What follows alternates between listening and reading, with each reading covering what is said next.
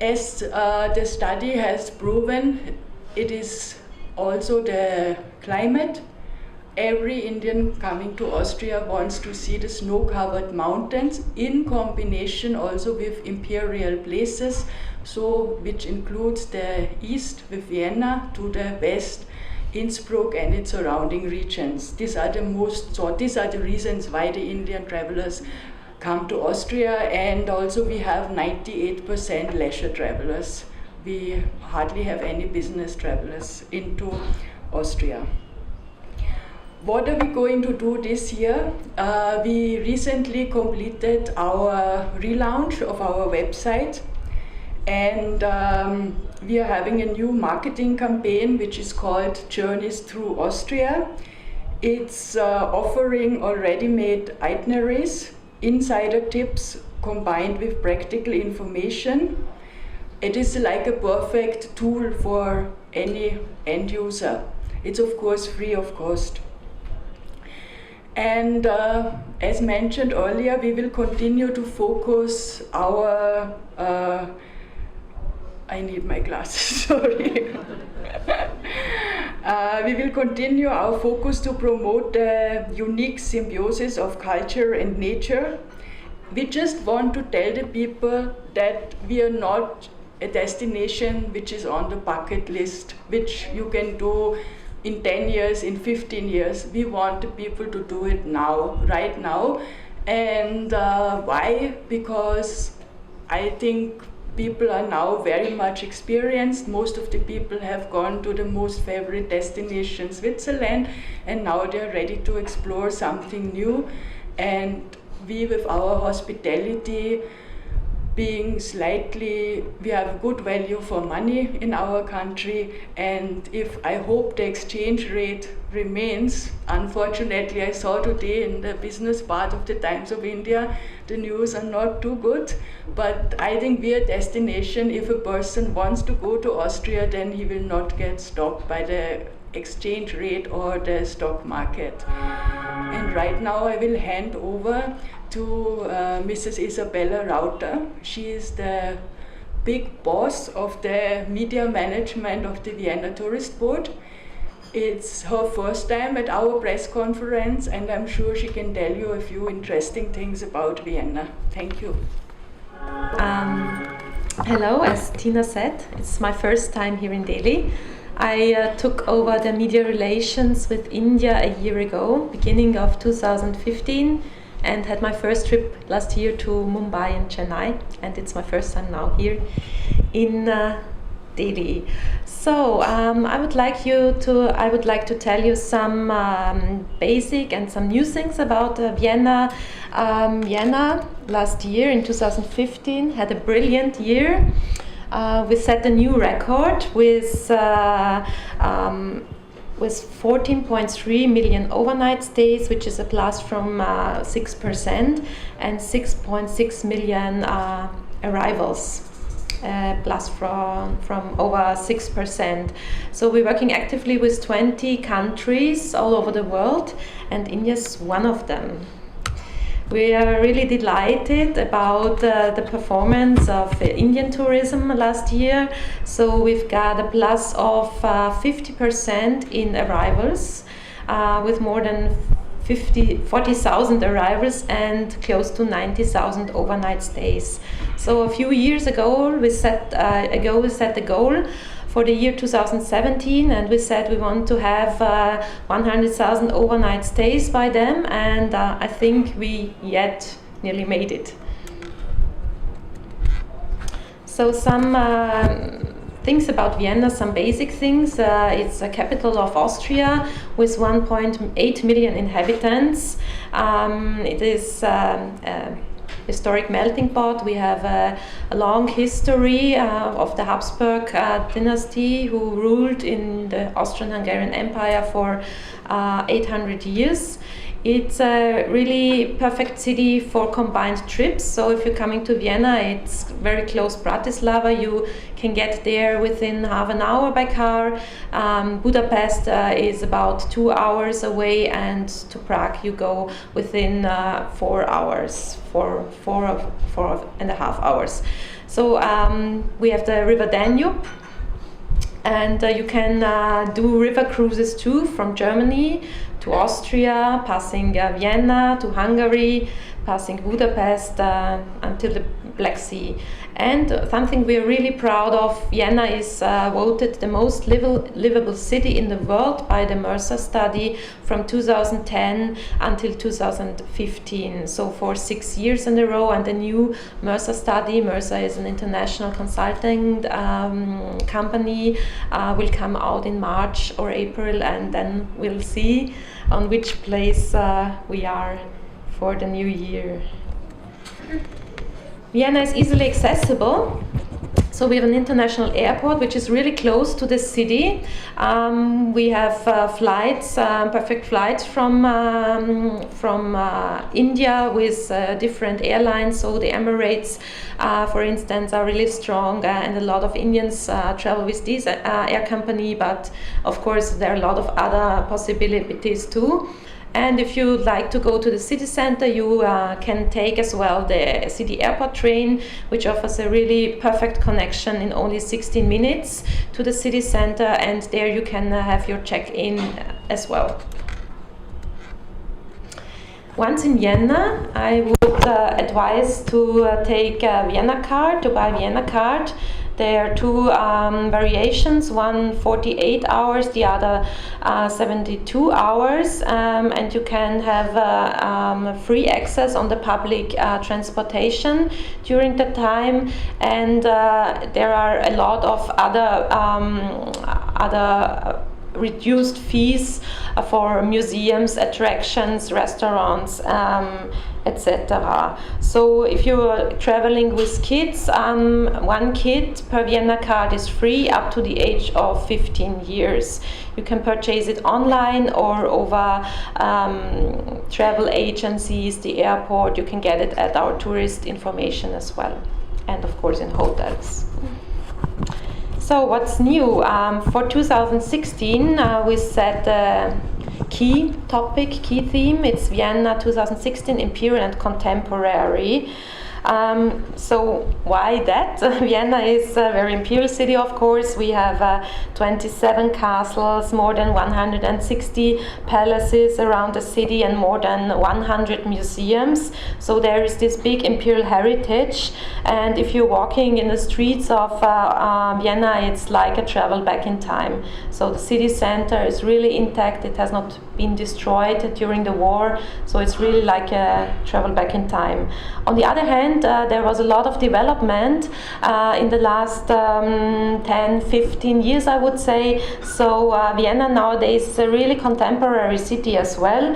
There are a lot of contemporary attractions in arts and other things, and a lot of young neighborhoods, which is especially interesting for young travelers.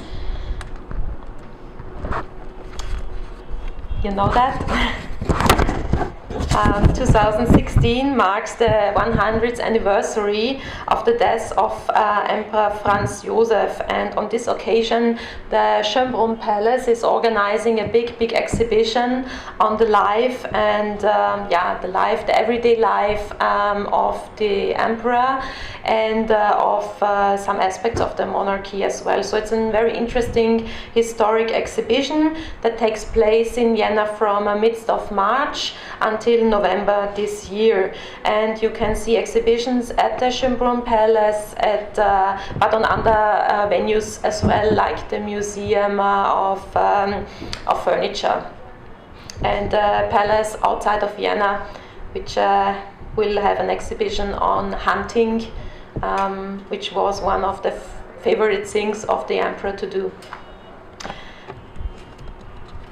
One other new thing, well, this is part of our heritage as well, the Imperial Riding School in Vienna. So they have this long tradition of horsemanship, of this art comes from the Renaissance area, so it's really old, and this tradition is maintained in Vienna. You have these beautiful white Lipizan horses that seem like dancing to waltz music, and the new thing is this imperial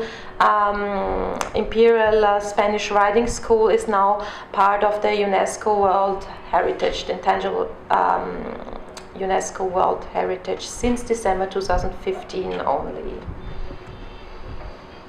Other anniversaries we have next year, the 125th year of the opening of the Museum of Art History. You can see it there left.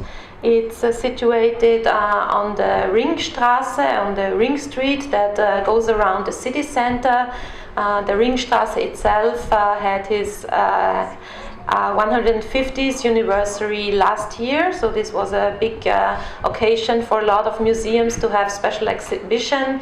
Ringstraße is a beautiful boulevard. We say it's the most beautiful boulevard of the world, and you can see a lot of sites along this boulevard, like the State Opera, the Parliament, which you can see here at the right side, the museums, the Imperial Palace, the Town Hall is there. So you have a lot of attractions, and you can go around the Ringstraße easily by a streetcar, for example. So this is a photo of the Prater, the giant great Ferris wheel, which is one of the icons of Vienna. And this is another anniversary. It's the 250 years of the opening to the public of the Viennese Prater, which is a huge green area close to the city center of 6 million square meters by Emperor Joseph II. So he gave this green area to the people of Vienna to have it like a recreation area, have walks, picnics. So it's really a very nice thing, and there will be some special exhibitions and the festival for the occasion of the 250 years. So I'm coming now to the contemporary side of Vienna. Over the past century, of course, Vienna has experienced massive changes, going from this opulent hub of empire to a real center of contemporary art. This year we will have the 15th anniversary of the Museumsquarter that you can see here. This is one of the biggest cultural areas in the world. There are a lot of museums, like the Museum of Modern Art, but it's not only museums that you can visit. There are a lot of restaurants, bars, places to hang out. So it's really a place for young people to go out in summer, in spring, and they are always having some special events as well. So, for example, this year there will be the first electric spring in the museum's quarter from March on. With a lot of new gallery art spaces, like the Brotfabrik in the 10th district. This is a huge area where you have a lot of galleries and many contemporary fairs, especially in autumn. There are really a lot of contemporary art fairs for a city like Vienna, and you have the 10th Vienna Design Week this year too. Vienna is a really green city, so 50% of the city's area is covered by green spaces. We have about 850 parks, 280 of them are imperial parks, and they are the perfect place to take a stroll. And the Prater, I just mentioned it, is as well known as the lungs of the city, so as it's covered really by a lot of wood and meadows. Another very populate recreation area is the Danube Island, which is a 21-kilometer long island in the river Danube. City center. Culture of pleasure is, of course, another important thing. Vienna is really famous for its coffee house culture. We have around 2,000 coffee houses in Vienna. The most traditional ones you find in the city center, and this coffee house culture is part of the UNESCO Intangible Cultural Heritage since a couple of years. Vienna is the only major city in the world which has an extensive wine growing industry operating within the city limits. So we have about 700 hectares of vineyards, and we have those nice wine taverns where you can go, especially nice it is in summer, in spring or in autumn. You can sit outside, have a glass of wine and really great Viennese food. We are promoting Vienna as a perfect place for families. So there are a lot of attractions for people coming to Vienna with children. For example, in Schönbrunn Palace we have the oldest zoo in the world. There's a beautiful maze, and there is a children's museum, and there are special guided tours for children as well, of course in English too. There's this Prater amusement park, which is part of the Prater, with a giant Ferris wheel and a lot of other attractions. Children love this park. You have a children's museum in the museums quartier as well, and there's a really nice children's farm at the Kobenzl wine estate. So there you can do a lot of things with your kids. Romance is another thing that is important. So we're promoting Vienna as a city for honeymooners.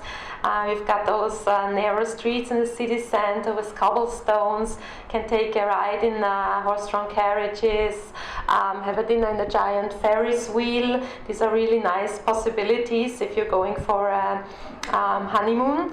You can have picnics too, and some special thing is a suite inside the Schönbrunn Palace, which is really special. You just get the keys for the palace and have a suite where members of the imperial family once lived.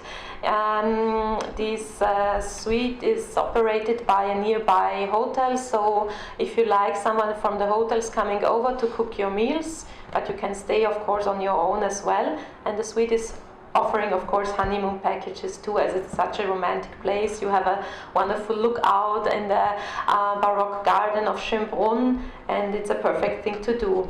So why we are promoting romance this year so much? It's because we've had Karan Johar in Vienna last October with his team. So Anushka Sharma, Ranbir Kapoor and Aishwarya Rai came to Vienna to shoot a new movie at Dil Hai Mushkil. I hope I pronounced it correctly. And Karan Johar, the movie is coming out in the end of October. I think it's the 28th of October here in India. And Karan Johar gave us a really nice quote that I would like to show you now. Austria has always fascinated me for its beauty, its cultural heritage, its simplicity and its authenticity. So obviously when there was a choice to shoot in Europe, the very first destination that came to my mind was Austria. And of course the heartbeat of Austria will always for me be Vienna. Vienna is enriched in culture, enriched in heritage, enriched in all things that are beautiful. Beauty and aesthetic have always been preferences of mine on celluloid. And for me it was not only a heartening but an exceptionally cinematic experience filming here. The cast, the crew were all supremely excited to be here. But what we will take behind with us from Austria, from Vienna, is the heartbeat of the people. The people with all their immense hospitality, their large hearts and their largeness of heart more than anything else is what we will take behind with us. Back home to India, to our fraternity, who we will speak about volumes about how great it is to film in Austria and how tremendous this experience has been. So thank you Vienna, thank you Austria for making this experience so magical. Dil Hai Mushkil is about a troubled heart, but trust me, there was no trouble in this art of Vienna. I just tried to give the presentation without any paper, and it will be a nice test of my knowledge of the city of Salzburg. Of course, after the great news of the movie of Karan Johar being shot in Vienna, you are all aware one of the most successful movies ever made in history was shot decades ago in Salzburg, and the movie is extremely popular in India. It is of course The Sound of Music. The Salzburg city is famous for the movie, and of course it's the birthplace of the most important composer Austria ever produced, Wolfgang Amadeus Mozart. Salzburg is so easily accessible from any place. It is from Vienna, it is just 2 hours and 20 minutes. You can come from Innsbruck, which is just 2 hours by train. And if you want to go to Munich from Salzburg, it is just 1 hour, which makes it extremely popular for lots of day excursions. But Salzburg, of course, would like to have more Indians staying in the town. But when it comes to the statistics, I can tell you that Salzburg was last year the absolute winner when it came to tourists from India. This you all know, it's a famous scene also in the movie. This is the nicest possible view. You are in the Mirabell Garden, and you have the cathedral, and after that the most famous fortress, of course, and you can even see the snow-covered mountains in the backdrop, which gives you an idea that Salzburg, the city of Salzburg, has really everything to offer. This also you must be very much aware. The children were dancing around the fountain in the movie Sound of Music. You have the cathedral, you have the residence, which is hosting a very interesting exhibition right now. And of course here another nice view of the fortress. Also we have lots of carriages. It's also a city full of romance, and during the month of April, May and June, you can see lots of visitors from India in this area. You can just relax, you can even play jazz, and there are lots of street musicians sitting on the square, and you can spend hours and hours by just listening to the different type of music. This is how it looks. I don't know, I haven't checked the weather report. It should look like this right now, but as you are aware, the weather is a little bit strange this year, as it is in Delhi too warm. Even in Salzburg it is a little bit too warm for the time of the year, but this is the usual view you have in the month December, January up to mid-February and February.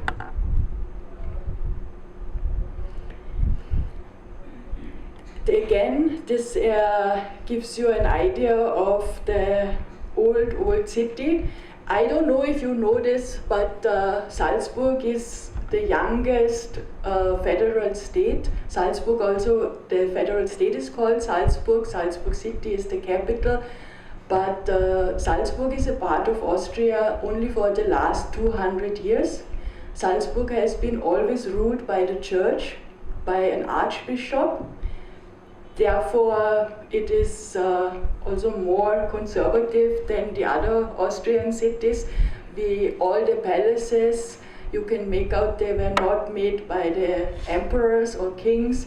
All of them were designed by the archbishops, but even they I think, had a lot of fun those times, and we have lots of great buildings. I just come back now one more time to the latest figures. This is in generally on all arrivals and overnights from the entire world at average room occupancy of 70%, 1.5 million visitors, 2.7 overnights, which is an increase of 2.88%. If you take the whole world visitors, this 26.6%, these are all the visitors from Asian countries. So which shows what a tremendous potential the entire region has.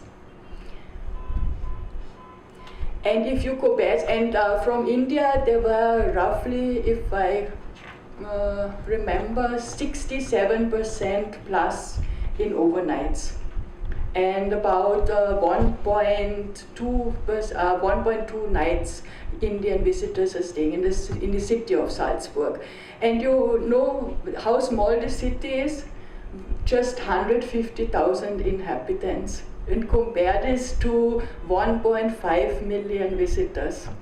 So,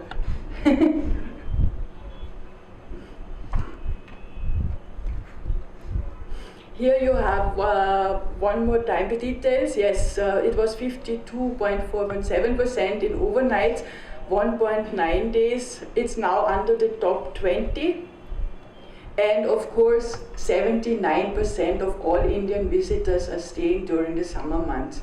It's escaped the heat and come to the nice moderate climate. Salzburg is north of the Alps, therefore it can rain quite a bit, but you find so many attractions in the city, so many museums that even if you have a rainy day, you will be entertained.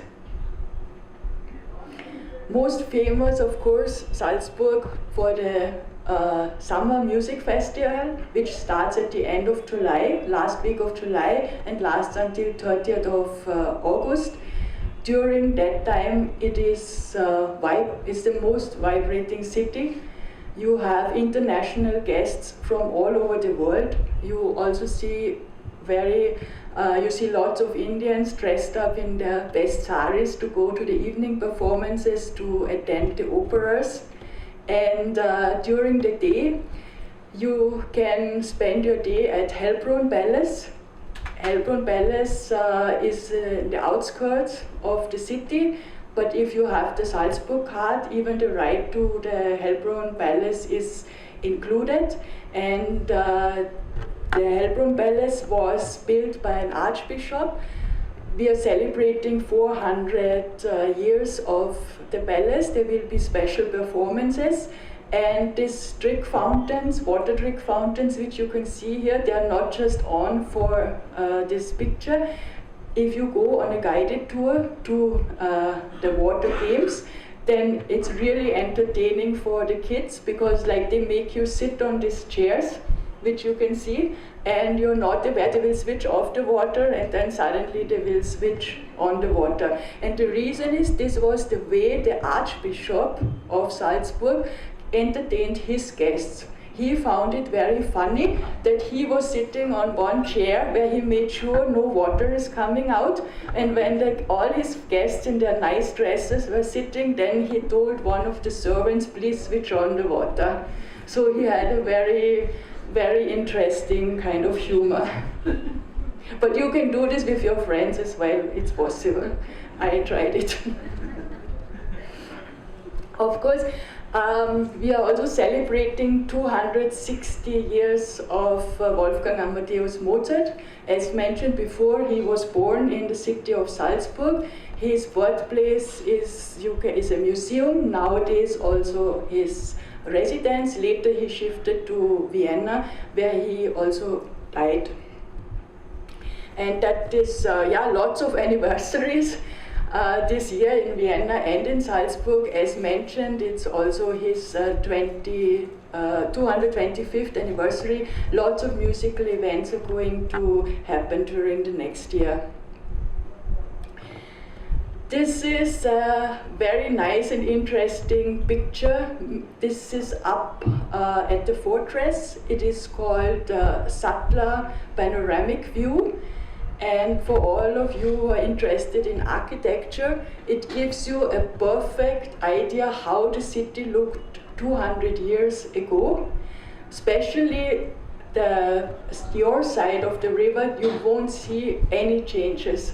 Every building which he painted, the famous painter Sattler, 200 years ago, is the same, and the only thing which is on the other side of the river are the houses, of course, along the Salzach River, because they were used by all the boatsmen. Salzburg was famous for bringing in the salt from the mines, going on to Germany. Salzburg is here, right? We are having a border with Germany. It's the border is 15 minutes away. So that was famous. And what you can see on the far left is Mirabell Castle. But then the city finished. So it looked 200 years ago, and it's really nice to be up there and look down through the binoculars and see all the differences. Here, the most famous musical school, it is the Mozarteum. They collect everything on Mozart. We have the old scripts over there, but also the best musicians in the world, lots from Asian countries. We also have some Indian students, lots of Japanese and Chinese. They study here at the Mozarteum. It's like the high-end music academy. We are also having the Mozart Week, which is an annual event with lots of classical concerts, 60th anniversary. Then, as mentioned before, Mozart was born and lived for a while. This is his residence, where you can see it this year, because of the 20th anniversary, the original pianofortes. These are all old original ones. But not only classical music, because I know Indian visitors have a variety of interest. There's lots of contemporary music also happening, especially also during the festival, the classical festival. As mentioned before, all the squares are full with bands, live music is playing, and it's all free of cost. This is another of the contemporary festivals' 10th anniversary. And what's the best way to cover all the sites? It's all possible with the Salzburg card, because this card includes not only the public transport, it includes each and every site, each and every monument, and it includes even the cable car which goes up to that snow-covered mountain which you saw in one of the first pictures. So this is, I think, really good value for money. I know that 99% of the Indian visitors, they are buying this card on arrival, and yeah, for 24 euros you can enjoy each part of Salzburg. And as mentioned before, any more questions, I'll be more than happy to tell you afterwards. Thank you very much.